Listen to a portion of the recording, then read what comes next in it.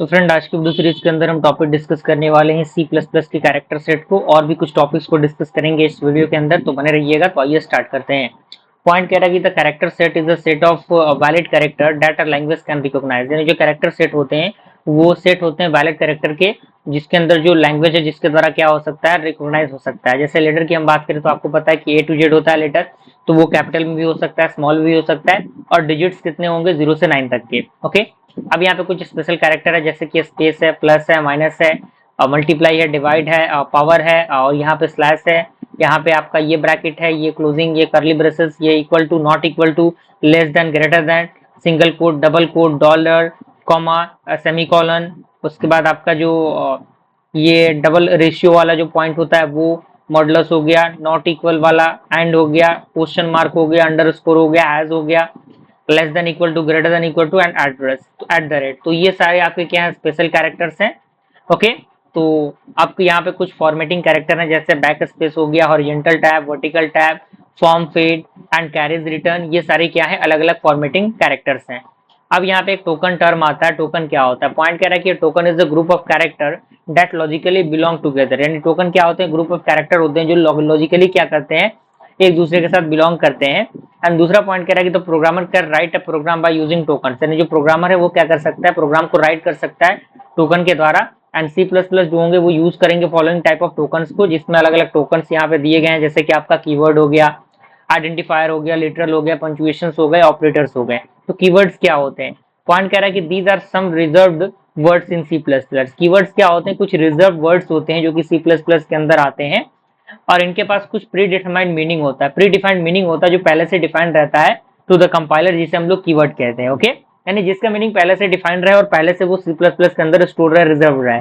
अब यहाँ पे कुछ कॉमन कीवर्ड दिए गए हैं जैसे आपके सामने यहाँ पे दिए गए हैं इतने सारे। इनको प्रॉपर इसी तरीके से चार्ट के माध्यम से आपको बनाना है, जिसमें एएसएम है, ऑटो है, break, case, catch, char, class, const, continue, default, delete, do, double, else, enum, extern, inline, int, float, for, friend, goto, if, go long, new, और भी अलग अलग चीजें हैं। आप यहाँ पे देख सकते हैं। सारे पॉइंट ऑफ व्यू को अच्छी तरीके से लिखने की जरूरत है। दूसरा हमारा क्या है?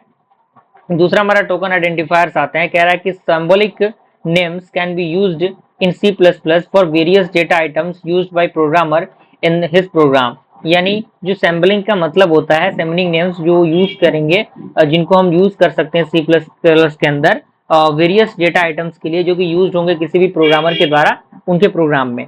ओके, अब यहाँ पे कह रहा है कि symbolic name is generally known as identifier. यानी जो सैम्बलिक नेम होता है उससे हम लोग जनरली क्या कहते हैं, आइडेंटिफायर कहते हैं, आइडेंटिफायर के नाम से जानते हैं। एंड तीसरा पॉइंट कह रहा है कि the identifier is a sequence of characters. यानी आइडेंटिफायर्स क्या होते हैं? सीक्वेंस ऑफ कैरेक्टर्स होते हैं जो टेक किए जाते हैं from the C plus plus character set. And चौथा हमारा पॉइंट कह रहा है कि the rule for formation of identifier, यानी जो आपका रूल होता है जिससे कि हम आइडेंटिफायर के फॉर्मेशन को फाइंड करें। इसमें सबसे पहला कह रहा है कि N identifier can consist of alphabet, digits and underscore. यानी जो आपका आइडेंटिफायर होते हैं वो क्या कर सकते हैं, वो कंसिस्ट कर सकते हैं किसको? अल्फाबेट को, डिजिट्स को और अंडरस्कोर को। दूसरा पॉइंट कह रहा है कि it must not start with a digit. यानी जो आपका आइडेंटिफायर है वो डिजिट से स्टार्ट नहीं होगा।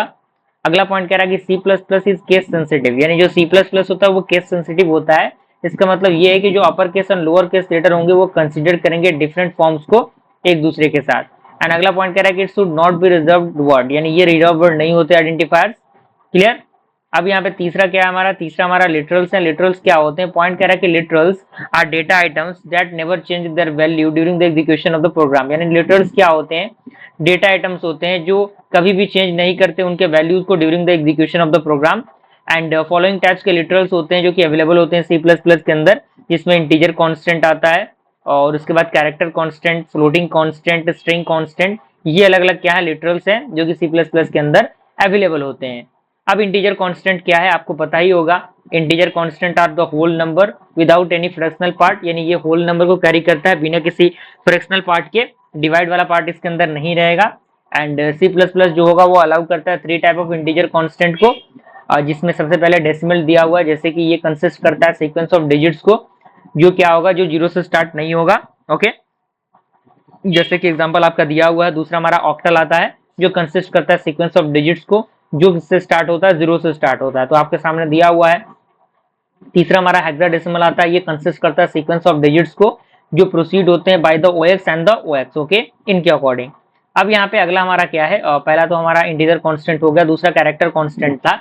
तो इसके अंदर पॉइंट कह रहा है कि a character constant in C plus plus must contain one और more character and must be included in a single equation quotation mark, यानी जो आपका कैरेक्टर कांस्टेंट है सी प्लस प्लस के अंदर वो कंटेन करता है एक या एक से अधिक कैरेक्टर को जो इंक्लोज्ड होते हैं एक सिंगल कोटेशन मार्क के अंदर। जैसे कि एग्जांपल आपका ये दिया हुआ है, ये 9 है, ये सारी है चीजें।